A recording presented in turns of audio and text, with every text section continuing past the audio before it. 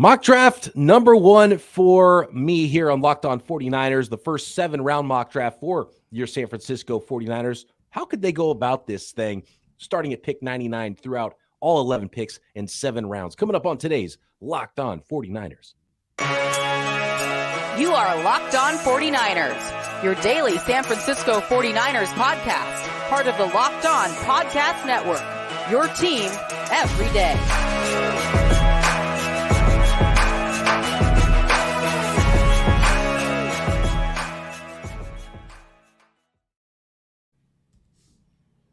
Welcome to Locked On 49ers. Brian Peacock and Eric Crocker at BD Peacock at Eric_Crocker.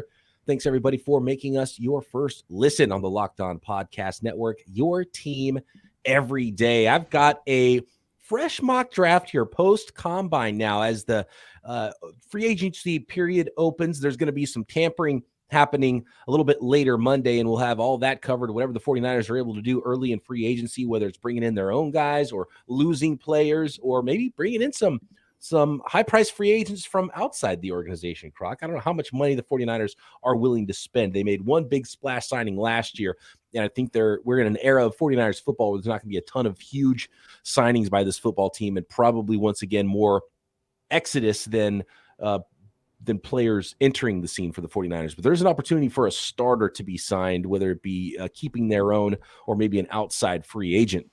But we're talking a little bit about the draft today as we wait for those things to develop with free agency and the tampering period. And a huge shakeup at the top of the draft, Croc, with the Carolina Panthers going all the way up to number 1 with the Chicago Bears. DJ Moore involved in the trade, future firsts, multiple second-round picks as well. And I kind of feel for Panthers fans a little bit, Croc. We went through this 2 years ago, trading up early, and the team's not going to tell them who they're going to take at number 1. And that's not the bigger issue, though. Let the fighting ensue. Let the couch scouts fight over who the pick should be at number 1 and start taking sides. It's like Lord of the Flies out there when teams do this, Croc, man. And a lot of 49ers fans barely survived in 2021 and are still hanging on by a thread because of that. And it just really opens up so much. I mean, especially with the fan base when a team does that. So, good luck, Panthers fans, in the next 7 weeks. The fact that they trade up and you don't know who they're gonna get, I think that's great for content creators. It's amazing. I wish I was a part of Locked On 49ers during that time. I came shortly after that, but that's not the bigger issue. The bigger issue is they did what the 49ers did, essentially trading up and then saying, oh, we'll see which one of these guys we like. And if we like multiple guys, then we'll move back. And it's like, what? If you are going to move up, I feel like you should be, it's like getting married. Because essentially that's what you're doing. You're marrying a prospect. And you can date the prospects prior. But once you commit, right, and move on, go all in, you have to know who you're going all in for. And they essentially said, yeah, maybe we like this guy a little bit more. But, it's like, that's what the 49ers did. I think that's the wrong approach. But who do you think the guy will be? So there are mixed opinions on this. It just feels like CJ Stroud. That's what because you look at him, he's 6'3", 220, whatever he is. He has the arm talent. He has the ability. He's super accurate. He can make the unscripted plays. Not an explosive runner, but he can do those things. There's so much to like. I get the Ohio State thing. A lot of people want to down Ohio State quarterbacks, but he does a lot of things extremely well, and it looks like he's the guy that could play in rhythm. But everybody's like, nope, Bryce Young, he's clearly the guy. Then you have Richardson, he's the physical freak. What are your thoughts on this number 1 overall pick? It's wild, man. You know what it's like? It's like The Bachelorette. It's like at the end, they have to put a ring on somebody's finger. It's like they decided to go into this thing. They got the number 1 pick. They're going to give out roses, but at the end, someone's going to get engaged, right? And that's how this feels, and that's how it felt for the 49ers in 2021. It's how it feels for the Panthers. What's wild is 9 out of 10 mock drafts, Croc, before that trade happened, had Bryce Young as the first quarterback off the board. And now, immediately after the Panthers traded up to number 1, I feel like everyone's talking about CJ Stroud. So has that been put out there?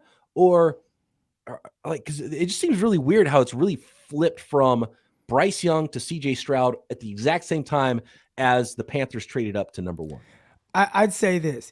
Is it because it's like, man, am I going to go all in on a 5'10", 200-pound quarterback. Or Yeah. so I think Straight up. that might have more. Now, I did see someone make the comparison size-wise, and maybe it was Grant Cohn, maybe it wasn't, but there was somebody that put out there size-wise very similar to Kyler Murray. The difference is, and I think Kyler Murray was like 3 pounds heavier. That was like, but both 5'10", 204 to 207. Yep. Kyler Murray was a much more elite runner, and he had more arm talent. His biggest issue is the stuff that you can't quantify through numbers, right? Like just lack of leadership. That's still an issue right now. He had one of his teammates come out and said he just needs to learn how to grow up and be a man. Like, it's like, whoa, you got to tell your quarterback you got to be a grown man. Like, those are the issues he's having. Not like the on the field talent that Kyler Murray had is far more than Bryce Young, who is also a terrific prospect. Don't get me wrong. But when you're going to go all in on a guy, like even with the 49ers, like, all right, we're going to go all in on a guy that's 6'4", 225, big arm, was one of the smartest guys ever when it came to all the little tests and all that. But he's extremely raw. Okay, we got to develop him. We don't want to develop him. So, like, that's a whole different issue. But as far as what you typically move up for, is this guy that has, like, big time. Like, okay, I see it. And I think, to me, it feels like you're more inclined to move up for a C.J. Stroud than Bryce Young. So I think that might be what the flip-flop is. It's certainly, you feel safer with C.J. Stroud. He has a little bit of everything. He's got athleticism. He's got a good arm. He is super accurate. The production was off the charts. Seems really ready to play early, as does Bryce Young, but then he has the size as well. And it was really hard for me. I kept asking that question. Is someone really going to spend 3 first-round picks to move up to draft a 5'10", 190-pound quarterback? And the difference between Kyler Murray and Bryce Young, size-wise, is, they're the same height, and their weight didn't look different, but Kyler Murray played at that weight, and Bryce Young didn't. And clearly, like, Kyler Murray wasn't trying to put on extra pounds. He was trying to, work out well, whereas Bryce Young's not working out at the combine, and he's just all about getting that weight up, and we'll see what his weight looks like at the pro day. And I don't think it's done, and it sounds like it's not done according to the Carolina Panthers, but CJ Stroud just feels safer because he has a lot of the package that Bryce Young has, and maybe the tape is not quite as good in some ways, but I just don't see how you trade all that for a guy who's such an outlier size-wise, and he doesn't have like the extra arm or the extra athleticism that someone like Kyler Murray did too. And I'd say if people do scout their helmet, because we hear that all the time, the biggest difference, and this is between C.J. Stroud and Justin Fields, because you'll hear that all these quarterbacks, Ohio State, and even if you go back to kind of Dwayne Haskins, they are all their own quarterbacks. They are all so much different. Justin Fields was the most talented quarterback in that class coming out. From an arm talent perspective, his athleticism, big, strong, all those things. But he had one issue.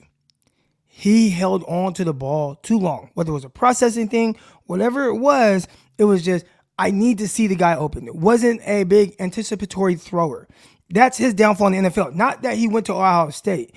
It's just he waits and waits and waits. And you can't do that. First game he played in the NFL, he got sacked. What did he learn to do as time went on? You know what? I'm not going to take these sacks. I'm just going to run. So he started running for 200 yards a game, but only throwing for like 100 yards. Like, right, so C.J. Stroud, he is a completely different quarterback than Justin Fields. Not as talented.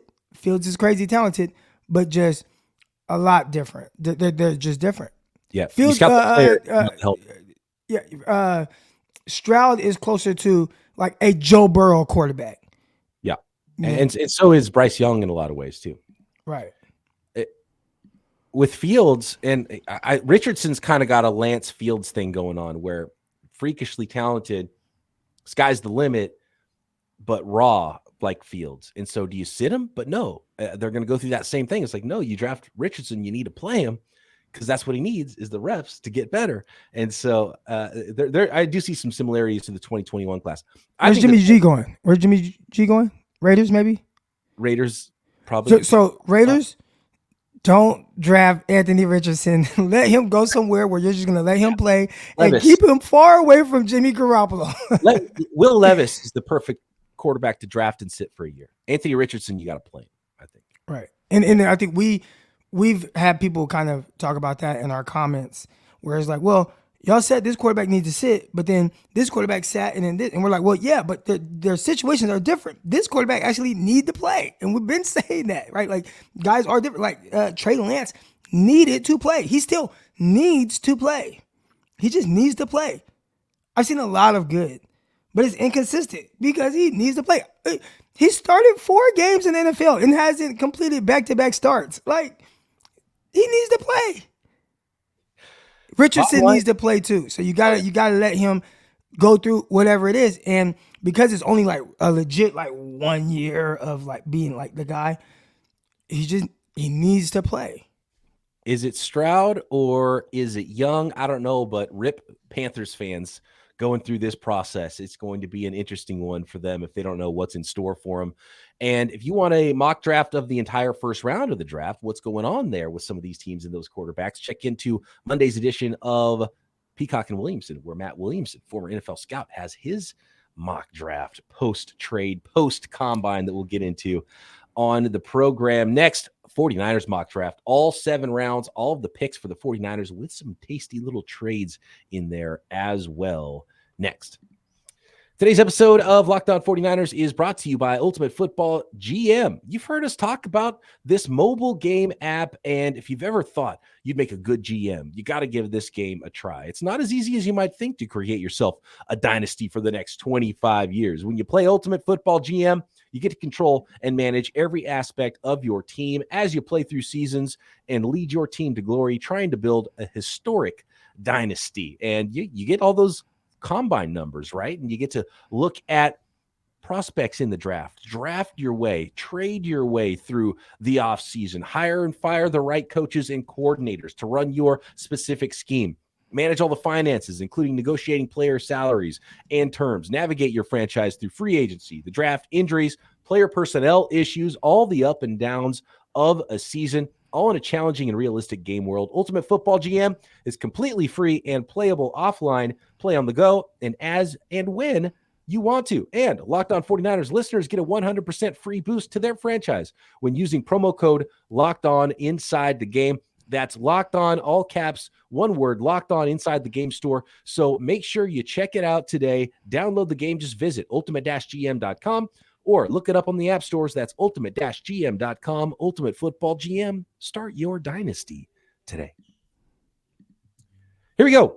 San Francisco 49ers mock draft, and it started, Croc, for me at pick 99.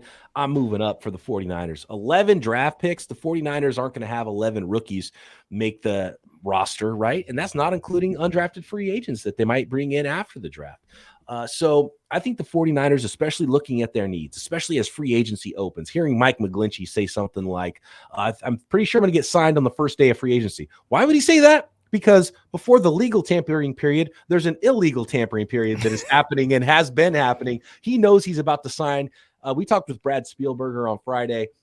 He's going to get a lot of money. He's going to get more money than the 49ers, I think, are going to be able to afford to pay him. So looking ahead, Trent Williams' retirement potentially. I think offensive tackle is a huge need for the 49ers, a young developmental offensive tackle. So I had the 49ers striking a deal to get up from pick 99, about 11 spots. And I'm going to bring the mock draft up on the screen here a little bit, and it might spoil some of the later picks, but you can roll along with me here. BYU's Blake Freeland was the selection for me at pick number 88. Moving up, 11 spots just to make sure you secure this player who's really, I think, going to be a riser in the draft process. And he's supposed to be, around that area where the 49ers were. A lot of people thought that that's where he was going to get drafted. But Croc, let me tell you about what Blake Freeland did at the combine. Well, real quick, I do have a question for you. Real quick, was this more of a need pick for you, or was it, need best player available?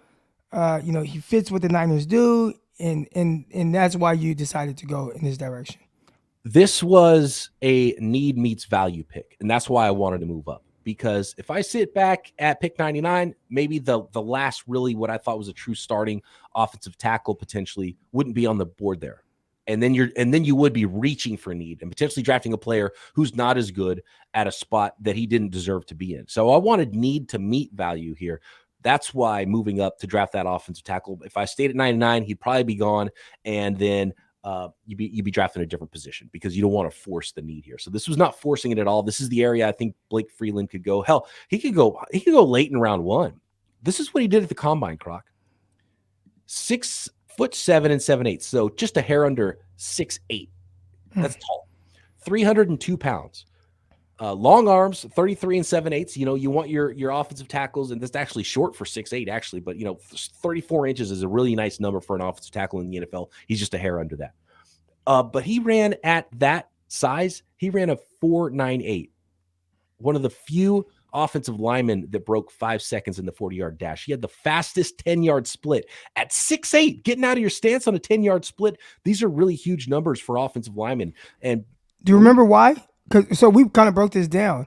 Yeah. The offensive line 40-yard dash when you compare that to like the best offensive lineman in the NFL, you can kind of predict how good they'll be more off of that than the like receivers running a fast 40. So receiver can run a really fast 40, and it typically like doesn't indicate if this player is going to be good or not. Offensive tackle, some of the best guys, they run well. Like Joe Staley, right? Trent Williams, Terrell Armstead. Like a lot of the best offensive line in the league actually move very well and run fast. That's why I had to move up for someone like Blake Freeland, and he might go even higher than what we're talking about here because of some of these numbers. And he was at the top or the best in the entire offensive line group. 40-yard dash, 10-yard split for that 40, the first 10 yards. The 3-cone. The shuttle actually is even more telling than the 40-yard dash. The short shuttle was pretty good for a guy who's almost 6'8", and the best vertical jump of all the offensive linemen. I think is actually a combine record for someone this big for a vertical jump, 37 inches, Croc. I mean, that's 10 inches. That was like a foot higher than some of these other offensive linemen were jumping. Now I do have one question. Yeah. So because typically guys, and we see this with Mike McGlinchey, guys that are this tall kind of lose the leverage game a little bit at the offensive line. So how is his anchor? Does he get bull rushed a little too much? Or is that something you saw him maybe at times in the quarterback game pushed back into the quarterback's lap? Let me read you a scouting report. I'm not going to tell you who this player is, Croc. You tell me who this player is that I'm reading a scouting report for. Team captain, 4-year starter. Frame can carry much more weight and muscle. Plays with charged up punch and pass protection. Keeps battling to find hand placement when he gets behind early. Fluid and athletic for his size and his movements. Ability to mirror and match. And adequate lateral movement for zone scheme, or what a zone scheme would ask. Currently lacks core power to overcome, this is the weaknesses side, currently lacks core power to overcome disadvantages of great height. Sometimes has trouble unlocking leverage. Requires additional technique to protect edges. That's got to be Mike McGlinchey. That is Blake Freeland's scouting report. So when we're talking about someone to replace Mike McGlinchey, who better? Big Slim, right? 6'8", 302. And look, he might not start right away. It's Colton McKivitz on the right side and Trent Williams on the left side, but you get him in the weight room. Maybe he's a swing tackle early. Maybe he wins the right tackle job. Maybe he's the starting left tackle of the future too, where he played at BYU. But the tape is good, not amazing, but he's a really good athlete, and I do see some Mike McGlinchey in his game.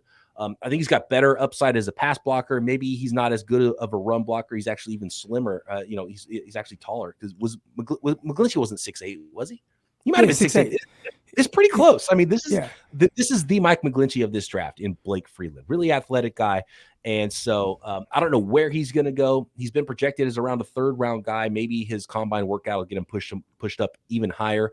But if the 49ers want someone who's a starting caliber offensive tackle, I think they're going to have to move up. And like we saw last year with the Seahawks drafting Abe Lucas in the third round, I think he went in the 70s somewhere. That's probably the area the 49ers will have to get to, 70s or 80s, just to make sure they get up and they're able to get someone. If an offensive tackle is not just a current need, it's a future need. And a lot of these rookies aren't going to play right away anyway. So that's why I went with the pick of Blake Freeland. I think he's a good fit for the 49ers if they're able to attain him. But, we didn't think Cole Strange was going to go in the first round. We thought he was a third rounder. Right. And the Patriots took him at 29. So you never know with any of these guys, but I have a feeling Blake Freeland will go in a range that the 49ers could potentially get to, but won't fall to 99. And here's the thing, though. We're comparing him to Mike McGlinchey. Mike McGlinchey was a top 10 pick. Blake Freeland was talking about him being the third round pick. Yes. And, if you were to say, hey, I got Mike McGlinchey mid-second round or even third round, how much more would fans like him? Right? Like, oh, man, he started all 4 or 5 years for the Niners. He was a terrific run blocker, struggled a little bit in the run game, but whatever. You got him in the second or third round. So if you get Mike McGlinchey essentially in the third round with Blake Freeland, I think more people would be they'd be excited about that as opposed to, hey, man, we skipped over Minka Fitzpatrick, Derwin James, and all these other guys. All right, so that was the big move up to land an offensive tackle. But the next pick 101 in round 3, Croc, I went with Carl Brooks out of Bowling Green. And he's not a name that anybody's really talking about right now, but I was really pleasantly surprised when I watched a little bit of his tape. And he was pretty good at the Senior Bowl. He was a combine snub, which is why nobody's talking about him right now. But 6'3", 303 pounds. He played defensive end at 300 pounds at Bowling Green. And he was a combine snub. He might be one of the first players drafted that wasn't invited to the combine. I think he probably projects inside the tackle, but he could do the 49ers thing that they love to do. He's got some length. He was really, we're talking double-digit sacks as an end. So he could play some end. He could go outside in and rush from the inside. The 49ers like that versatility. Carl Brooks is a name to watch. He didn't get invited to the combine out of Bowling Green, but I think the tape's fantastic. The production was fantastic. We'll see what his pro day looks like. I think he's a perfect fit right here around in this area. Could play some end, could play some tackle. 49ers might need both.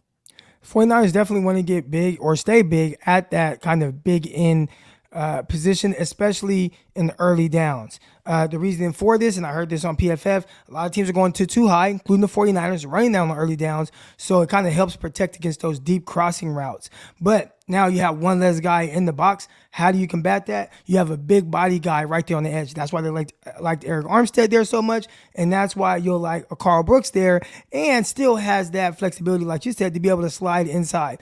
Maybe traditionally he's more of a 3-4 type end, but in this defense, hey, we could put him on the end, big body guy, not going to move him. He could be stout and anchor the edge, and then, okay, man, maybe if he has some pass rush ability, we can slide him inside.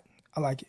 Absolutely. And I do think, when you're talking offensive line, with these 3 picks at the end of the third round, an offensive lineman and a defensive lineman is probably going to be 2 out of the 3. And the way I'm looking at things, and this pick could be a smaller edge rusher type.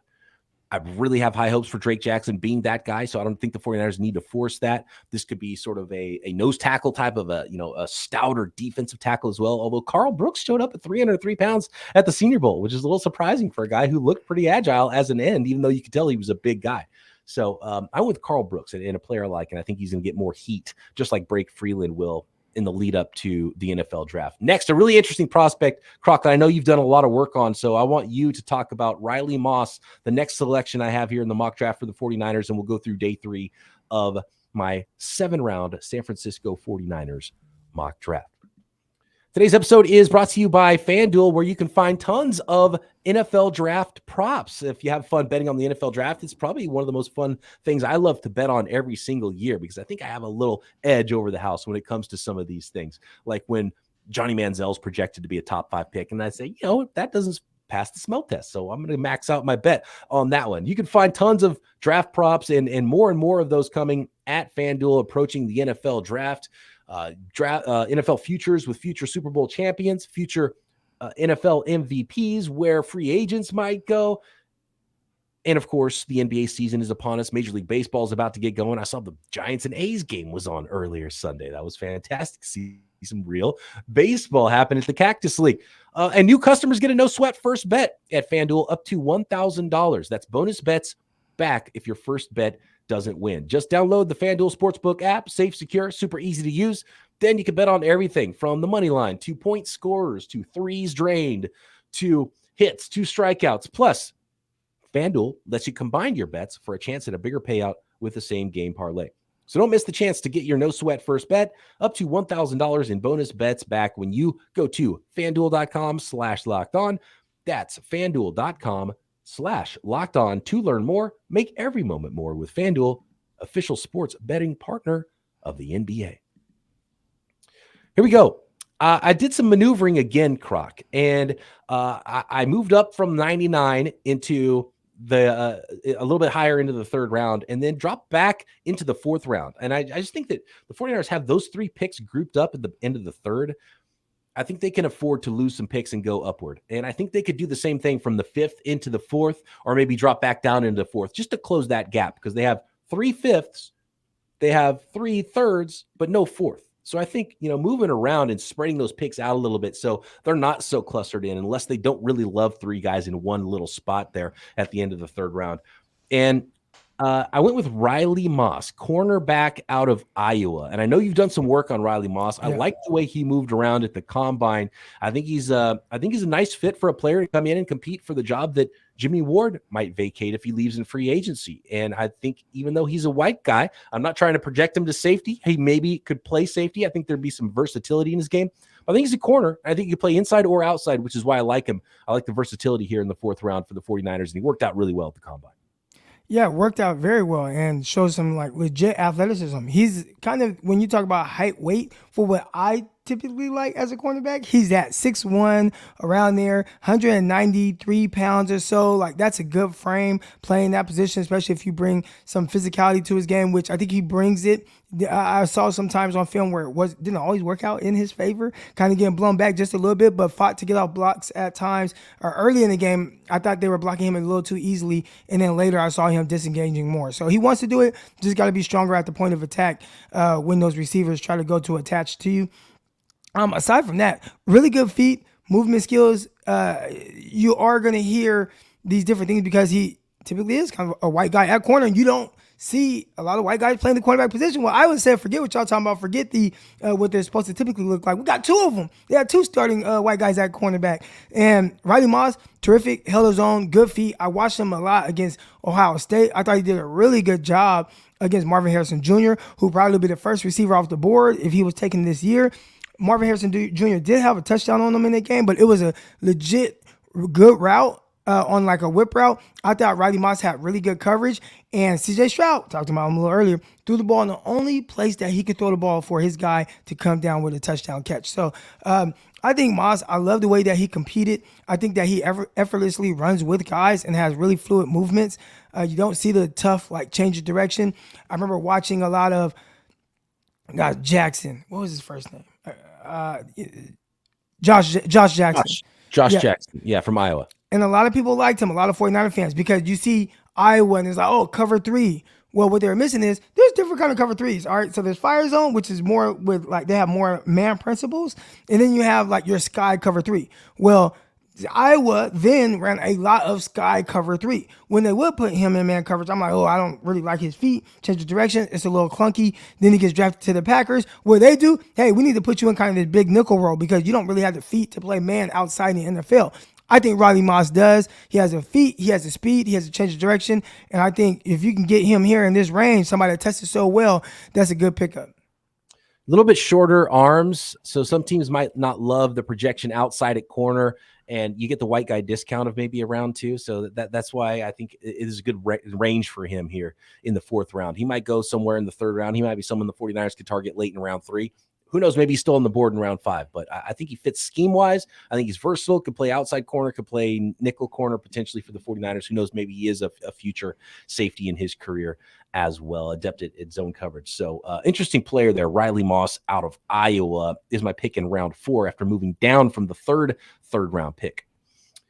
It says on the screen tackle. This is Nick Saldiveri out of Old Dominion with the first pick in the 5th round, but I don't know if he'll play tackle in the NFL, although I think he could. He had a really nice combine as well. He's had a really nice postseason, and so might have some helium to go even higher than this area of the 5th round. But Saldiveri I like as a potential tackle, someone who's competitive there, but he played even interior offensive line and center at the Senior Bowl as well. And so I think he's just a versatile player. He's a smaller school guy, Old Dominion. You don't hear a lot of Old Dominion prospects, even though I drafted 2 of them here in this mock draft, which is crazy. I don't think I've ever mock drafted a player from Old Dominion to the San Francisco 49ers. But Nick Saldiveri is a player that I think is a little bit underrated in the draft process right now. We'll see where he ends up going. He could be a tackle, could be a center, could be a guard in the NFL, but maybe he's the next Dan Brunskill for the 49ers. Maybe he's a 6th man. Maybe he's a starter. But a really interesting prospect, and there's a lot to like with him. Both as an athlete, as a technician, and good player, good prospect out of Old Dominion. Then I went with a kicker. Croc in the 5th round, Jake Moody. And PFF gave me an F grade on this. Don't pay attention to the PFF grades, by the way, if you're watching it on YouTube. I think they're pretty off from where actually players are going to go here. And a lot of these things will probably be updated. If the 49ers don't re-sign Robbie Gould, they're not going to sit and wait until the 7th round to draft a kicker. That's just not the way the 49ers are wired in the front office. They're going to attack that position. They're going to decide which guy they think is the best. They're going to go try to get him.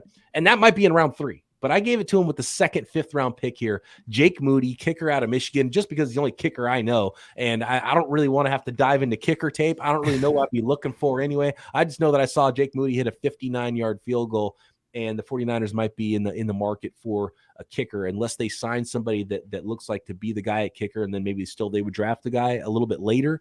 But I just want to prepare 49ers fans out there with this mock draft. Might be getting a kicker a little higher than you expect in this NFL draft.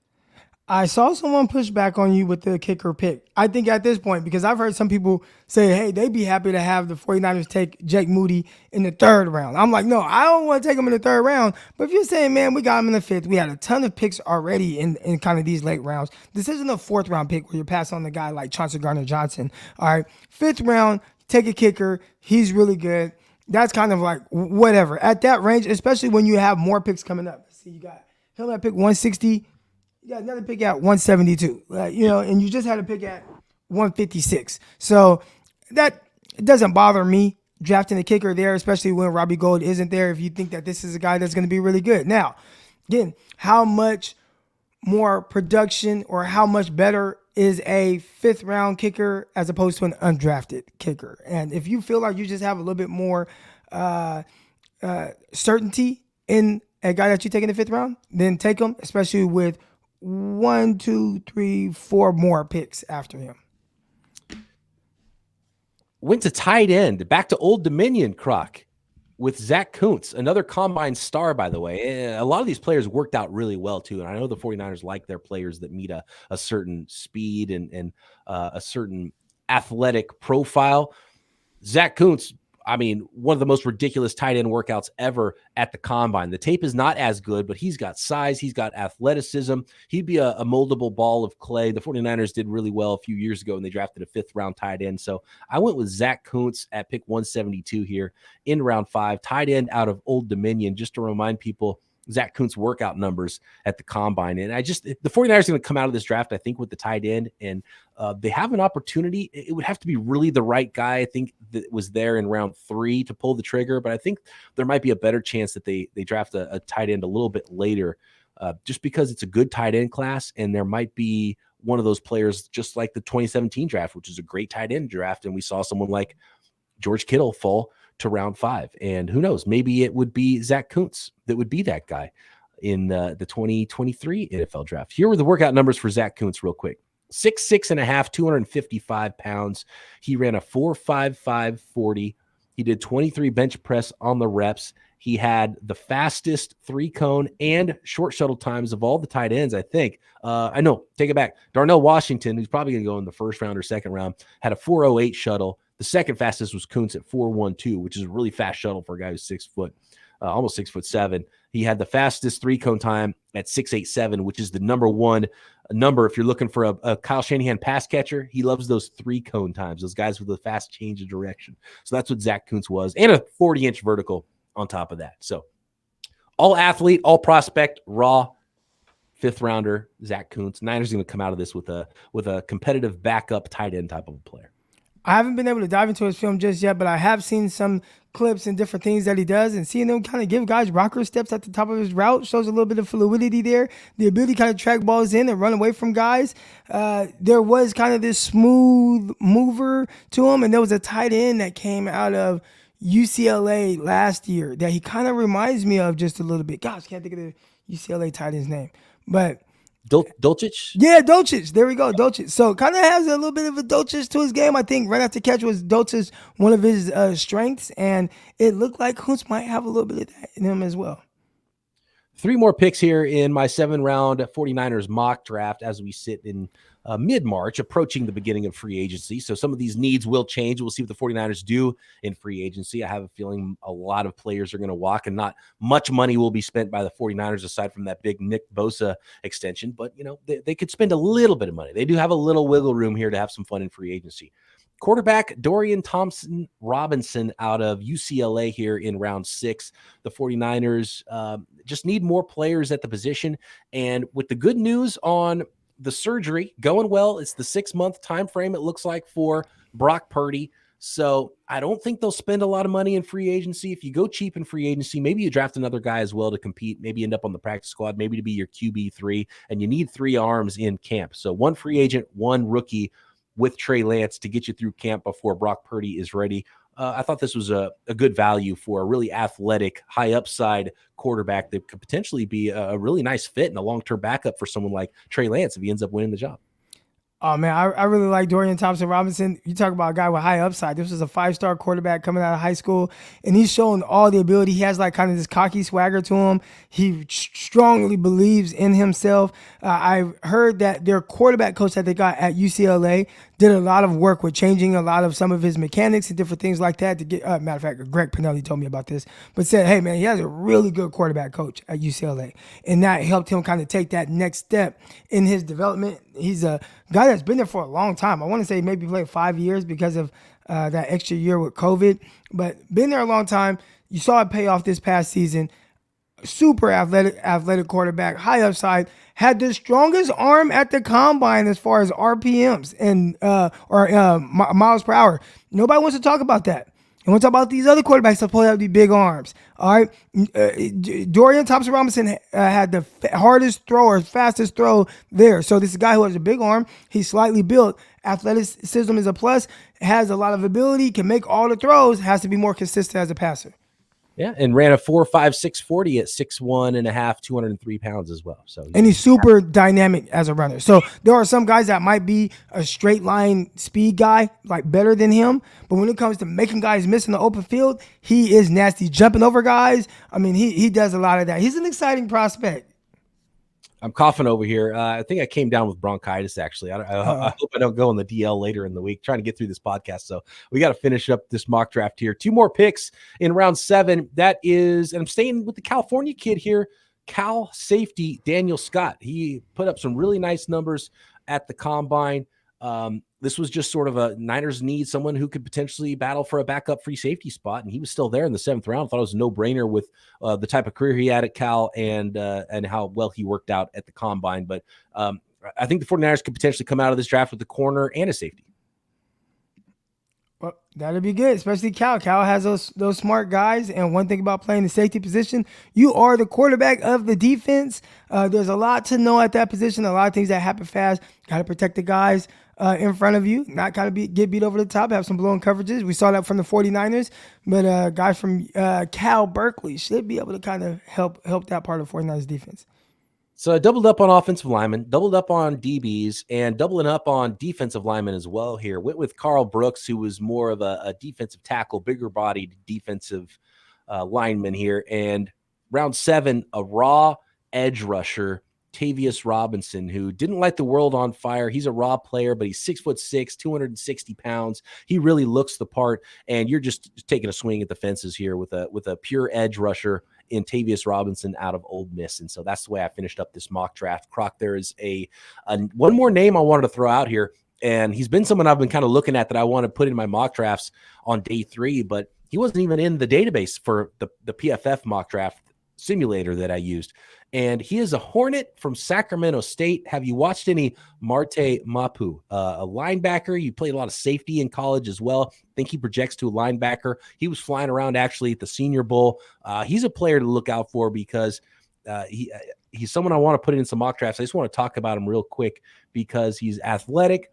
He meets that profile of everything that the 49ers have done so well with their linebackers, or even Hufanga. You know, he that Fred Warner, that Dre Greenlaw, that Hufanga mold, where really active, really athletic, sort of, safety turn linebacker type of an athlete. And he was a combine snub, wasn't invited to the combine. So we'll see what it looks like at the pro day. He might participate in the 49ers local pro day, but definitely a name I wanted to throw out there. Marte Mapu from Sacramento State, Croc, if you got any of that tasty Sacramento State film.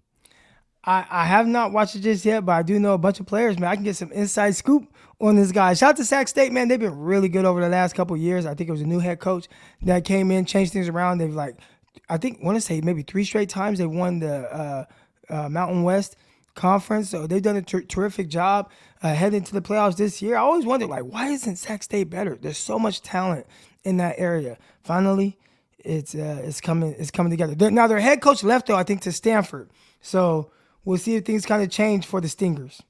Stingers up. Sac State Hornets. Let me know what you think of that mock draft at BD Peacock, at Eric_Crocker. And we will, of course, have everything from free agency going, all the tampering and all of the actual signings to come right here. Locked On 49ers.